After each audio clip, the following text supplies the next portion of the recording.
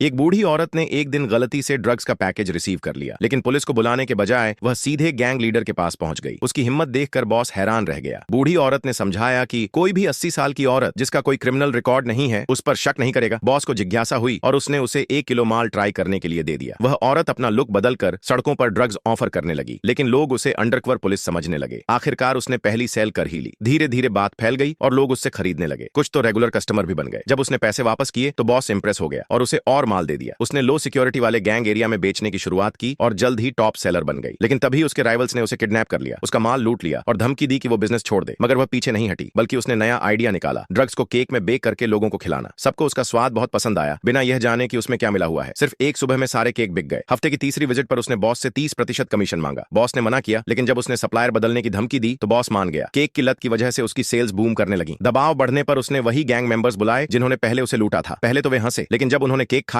तो मान गए। उसने उन्हें 15% का ऑफर दिया और उन्होंने डील स्वीकार कर ली। कुछ ही दिनों में उसके घर के बाहर ग्राहक लाइन लगाने लगे। उसके दोस्त भी बेकिंग में मदद करने लगे और इस तरह एक बूढ़ी औरत ने केक बेचने का साम्राज्य खड़ा कर लिया और ढेर सारा पैसा कमा लिया।